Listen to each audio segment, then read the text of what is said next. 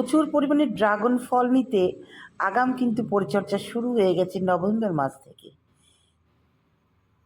এখন কি পরিচর্যা করছি, কেমন চেহারা হয়েছে, কার তত্ত্বাবধানে এই প্রজেক্ট চলছে, সব কিছু থাকছে আজকের ভিডিও। নমস্কার, সকলকে স্বাগত। বাগান তাদের মতন তারা এগিয়ে যায়, আমরা জাস্ট একটু সহযোগিতা করি। গত বছর এই বাগান পচে গলে শেষ হয়ে গেছিল, খুব কষ্ট হয়ে গেছিল। তাদেরকে আবারও তিল তিল করে কিভাবে যে দাঁড় করালাম সেটা আমিই জানি। তো দেখো দর্শক বন্ধু, একটা ডাল দেখাচ্ছি, তোমরা জাস্ট দেখো যে কতটা সে বড় হয়ে গেছে। এত বড় বড় হয়েছে, ফল আসবে কিনা বলতে পারছি না, বড় তো হয়েছে। তো কিভাবে এই কাণ্ডকে লম্বা করতে হয়, কিভাবে সবুজ বানাতে হয়, কিভাবে বেশি করে ফুল আনতে হয়, কিভাবে পরাগ মিলন করতে হয়, সবটা কিন্তু সুন্দর করে হাতে ধরে শেখানো হয়। আমি যেহেতু একটা স্কুল টিচার, আমার অভ্যাসই আছে মানুষকে বোঝানো।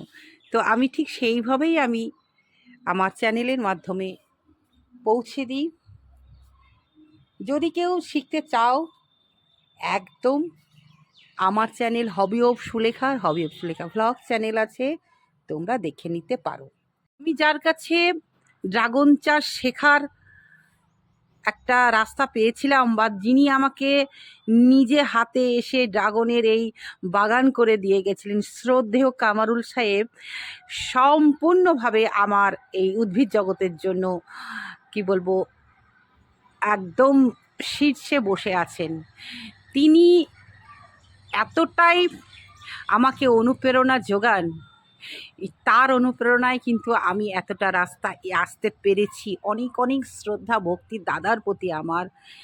দাদা বয়সে আমার থেকে অনেক বড়, কিন্তু উনি আমাকে আপনি ম্যাডাম বলে ডাকেন।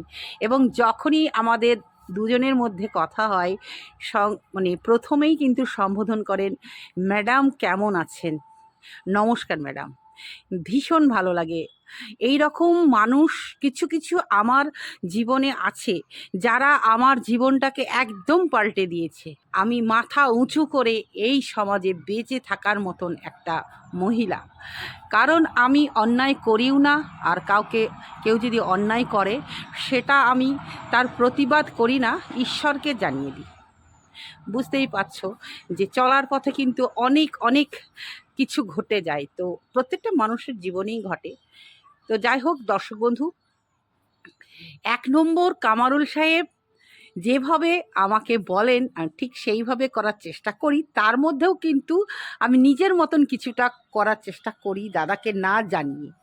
তো এবার ভেবেছি সম্পূর্ণ জৈবভাবে আমি এই প্রজেক্টটাকে এগিয়ে নিয়ে যাব। তার জন্য আমি খুব তাড়াতাড়ি একটা জৈব খাবার তৈরি করেছি, একদম আধুনিক। সেইটা তোমাদের দেখাবো, তোমরা দেখতে থাকবে। একদম ঘরের ফেলে দেওয়া জিনিস দিয়েই কিন্তু আমরা ড্রাগন প্রজেক্টকে সবুজ, সতেজ এবং প্রাণবন্ত এবং প্রচুর ফুল আনাতে পারবো। সেটা কি তোমরাও করতে পারবে। একদম খুব সহজ পদ্ধতিতে আমরা ঘরোয়া জিনিস দিয়েই ড্রাগন প্রজেক্টকে এগিয়ে নিয়ে যাব। তো খুব তাড়াতাড়ি আসছে ভিডিও, তোমরা চোখ রাখো এবং ফলো করো।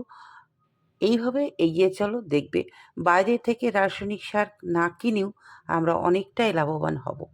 আর এই প্রজেক্ট করা হচ্ছে বাণিজ্যিকভাবে, আস্তে আস্তে এগোচ্ছে। কারণ ওপরে যেমন আছে ড্রাগন গাছ, নিচেও আছে মোটামুটি 250 পিস মতন ড্রাগন গাছই হয়ে গেছে। সকলকে নিয়ে একসাথে এগিয়ে চলা এবং সম্পূর্ণ জৈবভাবে করার চেষ্টা করছি এবছর। গত বছর যেভাবে প্রজেক্টটা পচে গলে গেছিলো, সেই জন্যেই এবছর আমার উদ্যোগ জৈবভাবে। আর জৈবটা কি, নতুন নতুন জিনিস দিয়ে জৈবটা আমি লিকুইড একটা তৈরি করেছি, সেটা দেখাবো, তোমরা দেখবে। আর কেমন হয়েছে অবশ্যই জানাবে। Dragon project, tata.